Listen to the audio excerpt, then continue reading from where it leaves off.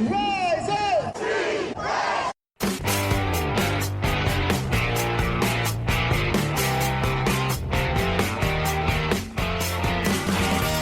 This is the Rise Up See Red podcast, all about the Arizona Cardinals and the NFL, featuring insider and outsider perspectives. Enjoy the best hour of Cardinals talk on the web.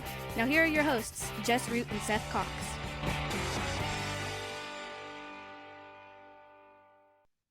Hello, Arizona Cardinals fans, and welcome to the latest edition of the Rise Up See Red podcast, best hour of Cardinals talk on the web. I'm your host, Jess Root from CardsWire.com, USA Today's NFL Wire site, covering, of course, the Arizona Cardinals, episode 778, the day two, show number 2 of our 2026 NFL draft review. And with joining me is Seth Cox, my co-host from RevengeOfTheBirds.com, SB Nation's Arizona Cardinals site. As we, in our last show, we talked about rounds 1, 2, and 3, the pick of Jeremiah Love, the non-pick of Ty Simpson, the addition of Chase Besantis in round 2, and quarterback Carson Beck in round 3. This show, we're looking at day 3, guys. There are 4 selections they picked on day 3, how they fit, what we think of them, and then the undrafted class that followed. Seth, in day 3, it felt like a ho-hum sure thing type of thing, right? For me, there was round 4, liked the pick. After that, I was very meh on every selection they made. Yeah, and you look at it, it starts with a guy that we both liked. And the question always comes back to this about value, perceived value, realistic value, but what the perceived value of the picks were, and their draft picks after Chase Besantis, including Carson Beck, there wasn't a ton of value. And so that's what makes this a really interesting case of everything, is that this is just a draft where I guess they kind of looked at the defense to see if it needed anything, but overall they really, again, we talked about it on this last episode, Jess. How much did they improve for 2026? And the answer feels like not much, right? Oh, no, it doesn't. That's the curious thing about this, especially and we always felt, right, bringing back Nick Rawlis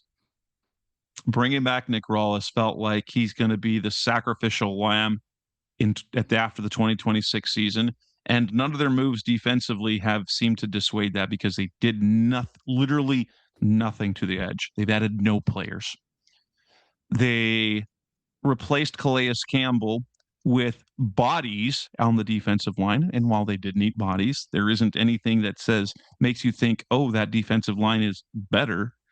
They added a less expensive Akeem Davis-Gaither in Jack Gibbons. They downgraded likely from Jalen Thompson to Andrew Wingard, and they didn't add any cornerbacks. They just brought back the guys that were hurt. But I will say this, round 4, Caleb Proctor, I think of their day 3 picks, is the most likely to have any sort of defensive impact or any impact other than special teams. He'll probably play 20 snaps a game, but he's got that Dante Stills like juice, right? And Stills was a solid contributor from a rookie, especially the back half of his rookie season and on.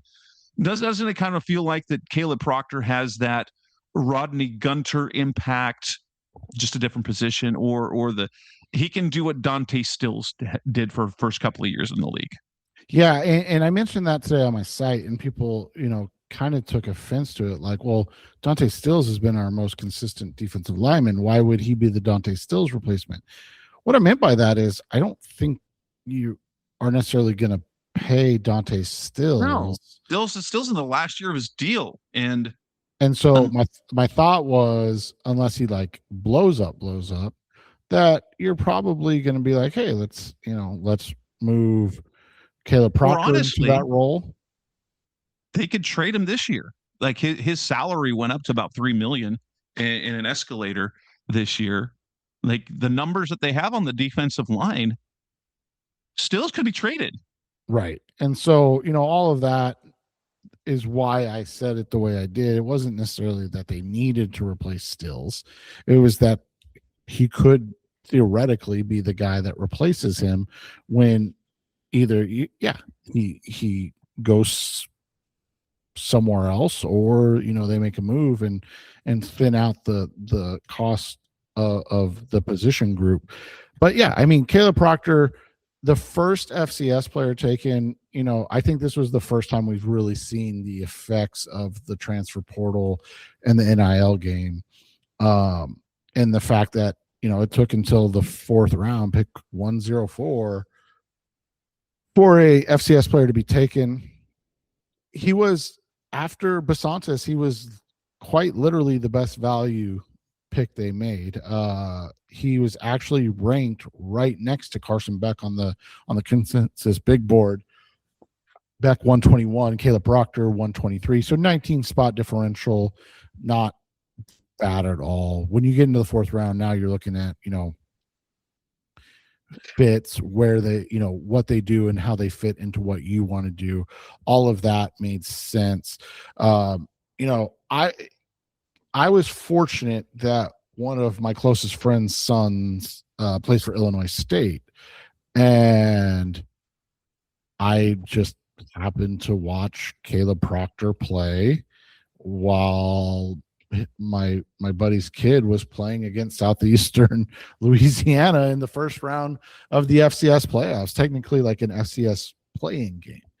And the thing that stood out about Proctor, and the thing that we always talk about with regards to FCS players, is that they should jump out as the best player on the field.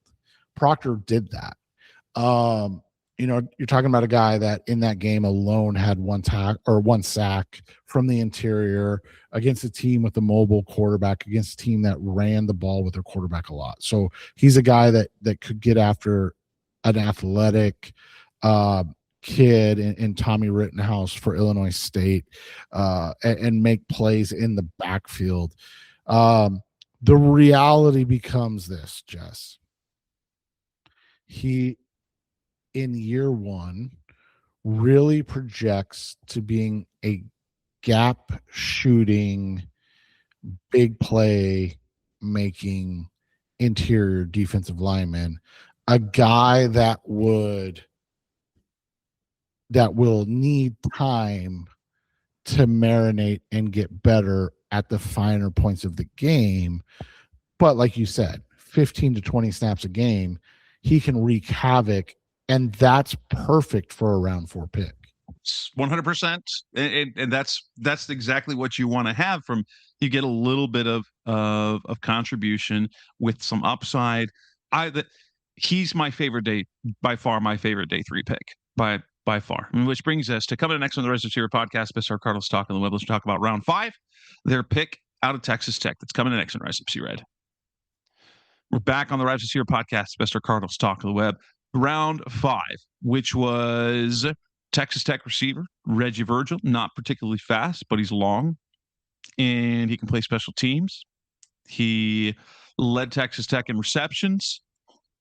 What do you like about this kid? Because Monty Austinfort, he jokingly said that he told him that he was glad that he ran that 4.57 40 because it meant that he fell and was able to draft him. What do you think about this kid? The first thing that catches your eye is obviously that he made the jump from the from the MAC to the Big 12 and stayed very productive. Obviously lost a little bit of production, went from Miami of Ohio, where he was, average 20 yards a catch over 3 years there. 40 in his one season as a starter, 41 receptions, 816 yards, 9 9 receiving touchdowns. Absurd numbers. Went to Texas Tech and put up, not nearly as explosive, 12.4 yards per reception, but had 57 receptions for 705 yards, and 6 touchdowns. Yeah, he definitely plays faster than he times, which is good. He's a guy that is able to create separation with his movements in the routes. He's not particularly like a deft route runner per se, but he is a guy that understands leverages and where to make moves, make cuts, and how to win in his route. What's interesting about Virgil is we talk about this every year. Virgil is the exact type of receiver you take a flyer on in round 5. And what do we call them every year? Just Jags, right? Like, they're just guys. He is a productive, nondescript, almost 6'3", but lean, 187-pound wide receiver. Doesn't do anything particularly great that like makes you go, holy crap, on the film, but he's also not going to kill you in any way, shape, or form. If he has experience on special teams as well, which is a good thing. Right. And that's what I was going to say. If he gets you, if he becomes a special teams demon in year 1, and then can develop into wide receiver 4 by year 3, that's a win for a 5th round wide receiver. Yeah. And let's move on. Coming up next on the Rest of Your podcast, Mr. Cardinals Talk on the Web. Let's come back and we'll talk about their 6th-round pick, linebacker Carson Sherrar. We're back on the Rise Receiver podcast, Mr. Cardinals Talk on the Web. Round 6, picked up a linebacker, Carson Sherrar out of Iowa. This is the guy you said, like, they could have gotten him around later, basically. Like, it was one of those picks you're like, okay, sure, there's nothing special about him. He should be solid on special teams. Maybe he pushes Owen Papo off the roster. I don't know, but according to what isn't it according to the consensus that he was a 7th-round pick? He was an undrafted free agent. He was jeez, ranked 301 on the consensus board. So yeah, it was definitely a reach, but again, it comes back to they see the value. He's undersized, 6'1", 230 pounds, ran a 4.56, 40-inch vertical, explosive player. Only a 1-year starter at Iowa in 5 years. But in his 1 year, he was an honorable mention, all Big Ten, had 83 tackles, 12 tackles for loss, 4 sacks. He's just undersized, doesn't exactly play with a ton of strength, but plays, to avoid blockers as opposed to destroy blockers. But he is going to be a special teams demon. I mean, his metrics and his want to make him like he is the next Dennis Gardeck type of player. And so, fans are going to love him. Like you said, can he push Owen Papo off the roster? That's kind of where he's at, barring injury to other guys, right? Although, like, personally, if they were going with like that mad dog linebacker, Jack Kelly, BYU was on the board. Athletic, super productive, like old school neck roll, physical, can rush the passer. Would have been a demon on special teams as well. If that's the position they wanted to go, I would have preferred Jack Kelly, but whatever. I mean, there wasn't anyone else on the board that I'm saying, hey, especially the way that they ended up going, because there wasn't any notable edge worth taking. day 3 tackles are all whatever because they already got a receiver. Like I would have loved the Cincy receiver, the 6'3" with a 4.3 something. Don't remember his name. Jeff Caldwell. But they already took Virgil in round 5. So you're like, why do you need another receiver? So I have no qualms with the pick other than I would have preferred personally if they're going that position to go with Jack Kelly out of BYU. I think he's going to be a fun fan favorite who makes plays on special teams like that. Yeah, and that's the thing is like when you make those picks, you're always opening yourself up, and I get it, it's a 6th-round pick, but you're always opening yourself up to if a guy like Jack Kelly or another linebacker who was on the board is better, it's like, what were you evaluating? But I mean, who knows? We may not even be having this conversation next year if things go awry. It might be a new time for a new general manager, right? It might be, and that takes to round 7 where the Cardinals get they finally get a tackle, but it's in round 7. Jaden Williams out of Ole Miss. 7th round tackles, you know what they are? They are raw. They need work, and this is exactly the case for. But it's wild, Jess, because he started so much. He started 15 games at left tackle between 2022 and 2023. He started 4 games at left tackle in 2024. So again, for people counting, that was 19 left tackle starts in 3 years. And then he started 15 games at right tackle this year. So like that's an absurd amount of starts in all at Ole Miss in the SEC for a guy that gets drafted that late, because you know what he is. But he's got a lot of tools and not a lot of refinement. And so that makes him a more interesting pick. You know, he's lean. We've talked about it, right? It's like drafting Cole Toner again. Remember? Well, and he's a guy like, oh, he's nice. He's not going to see the field. He's not going to be active this year. He might be a practice squatter. Because you look at if he's active, things have gone more than awry. If you're looking at right tackle, the Cardinals, and I understand why maybe like everyone was talking tackle. We talked about it, but at the same time, we knew there were options. We just didn't like the options that they have. They do have options at right tackle. They signed Elijah Wilkinson. He was a 17-game starter for the Atlanta Falcons who had Bijan Robinson. He didn't miss a snap. He can play right tackle. He's not inspiring. They have Josh Fryer, who they liked from last year. They signed Ole Udoh, who's a right tackle. They have DeMontre Jacobs, who they liked enough to protect him on their roster all last year. And they still have Christian Jones that they drafted a couple of years ago as well. So they have scores of options at right tackle. It's just none of them are inspiring. And all they did was add another uninspiring option for right tackle that, like, as they've done like the last 2 years, whether it was Josh Fryer or Christian Jones, it's just he's the rookie offensive lineman that's inactive in every week. Yep. And so we'll see how that plays out. But yeah, I mean, let's be honest too. Like, and we're not taking a shot at the kid. We don't want anybody to think that, but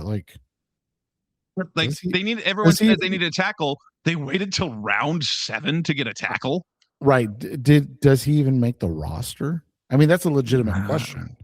I mean, when we're talking about 7th round left or offensive tackles, it's a legitimate question. Yeah. And then we look at coming up next on the Races Here Special Cardinals talking. Let's wrap things up. We'll look at the undrafted rookie class. So that's coming up next on Rise Up See Red. We're back on the Rise Up See Red podcast, the best our Cardinals talk on the web. The Cardinals agreed to 7 rookie free agents: James Madison, cornerback Elijah Culp, Arizona center Kayana Kambra, tight end out of Minnesota Jamison Gears, Southern Mississippi, SMU, Cam Robertson, he's their edge guy. Mississippi wide receiver Harrison Wallace, also known as Trey Wallace. Oklahoma defensive lineman Demonic Williams. And then also Mississippi safety Wydette Williams. The only one that makes me wonder is their edge guy. Why? Because he's the only new edge that they have added this offseason. That's it. Cam Johnson. Yeah, it's always interesting when you just run it back with a bad group. We'll see how this all works out for them. With this group, Elijah Culp, the James Madison cornerback, dealt with injuries. We'll see if he's able to become something more than just a guy that is roster fodder for the offseason. From there, I always wonder when they bring in guys like Kaina DeCambra, like, is that just a relationship building type of thing, do you think? I mean, I'm always curious about that. There were years ago when they used to bring in so the Cardinals over the last few years, they've changed how they've done, and it's on Monty Austinford in particular, and they kind of started doing it towards the end since 2020, basically since 2020. They add a lot of futures guys. So previous undrafted guys, they're kind of year 1, year 2 in the league, but haven't done anything. They bring those guys in and sign them early, because in the days of Bruce Arians, they would sign 15, 20 undrafted rookies. The Cardinals have started filling their offseason roster with unknown, formerly undrafted guys, but have been around for a little bit.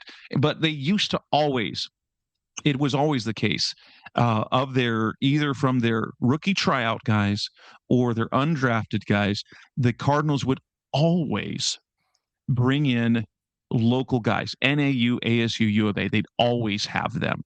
And maybe, who knows, maybe that's what they were doing here. But that used to be, but they also used to bring in, like for rookie minicamp, it was like 50 players.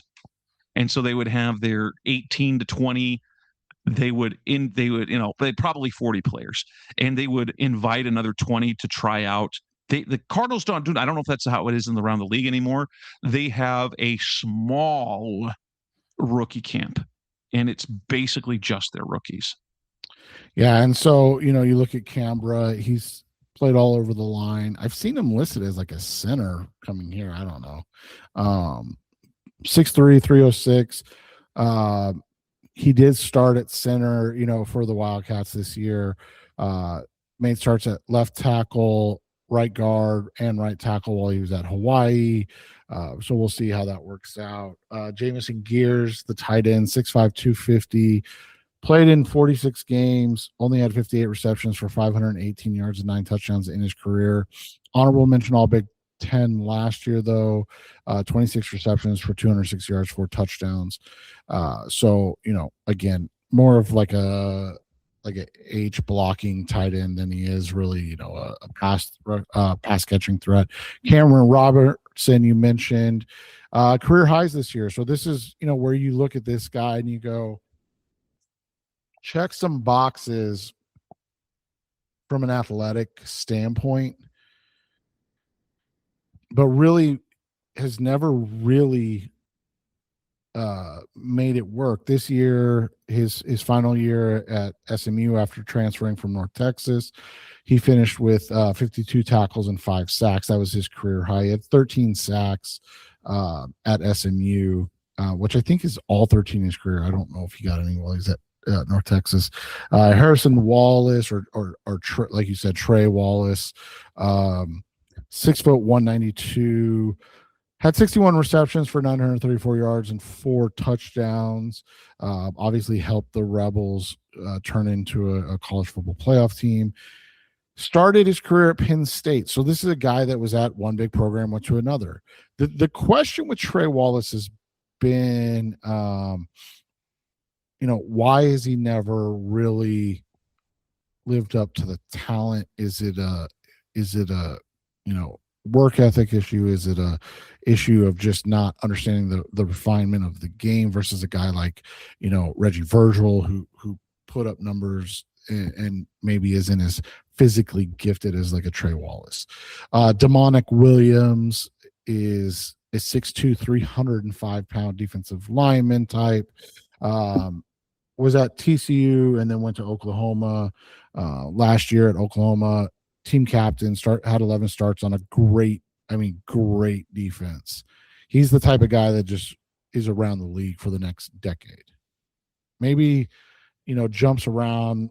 PJ Mustipher, who's the other guy that's escaping my brain right now that was with the Cardinals and bounced around quite a bit. But, like those type of guys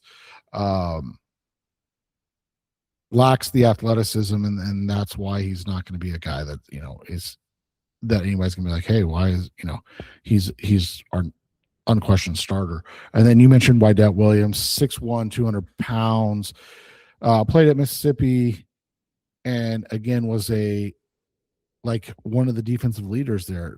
I like Williams in the sense he went from Delta State FCS to Louisiana Monroe, group of, I guess, 6 now technically, and then went up to Mississippi and then became an impact starter on their defense.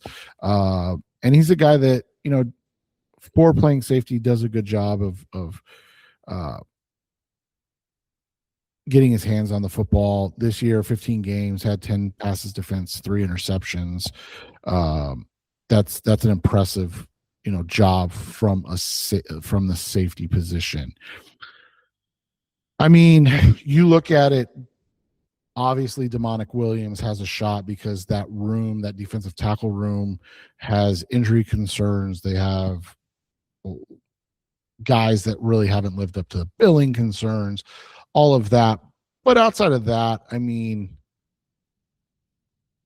nobody really stands out as a guy that could make, always guys like Wydett Williams, if they're special teams dynamos. And I never bet against a guy that has made that jump from Delta State to Louisiana Monroe to the SEC and being part of a SEC team that made it to the college football playoffs and made it deep into the college football playoffs, right?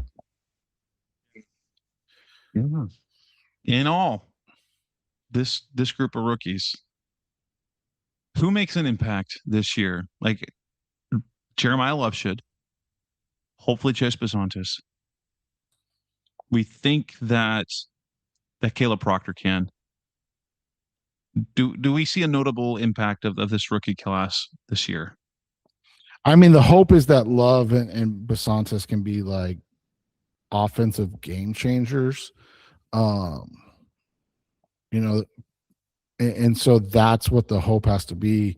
But outside of that, man, it's it was a lean draft class in and of itself. So I don't want it to seem like we're dumping on the Cardinals. It was lean all over, right? So we'll see how that works out. But for right now, it doesn't feel like there's a lot of upside to this class in year one. Not for the totality, but in year one, right? Yeah. And with that, we will wrap up this edition of the Rise of Seer podcast, Best Our Cardinals Talk on the Web. We've wrapped up the NFL draft coverage. We'll be back next week to talk more about what's coming up. The NFL schedule is coming. We've got OTAs coming. Lots of offseason content to come. That's Seth Cox. I'm Jess Root. Thanks for listening as always. We'll be back again soon. Thanks for listening to the latest edition of the Rise Up, See Red podcast. Listen to previous episodes and subscribe to the show on Apple Podcasts, Stitcher Radio, Audioboom, or many other podcast platforms so shows are delivered directly to your mobile device. Please give the show a 5-star rating and always support the sponsors who support the show. We'll be back soon for the best hour of Cardinals talk on the web. Rise up, Red Sea, be Red, See Red, and of course, Rise Up, See Red.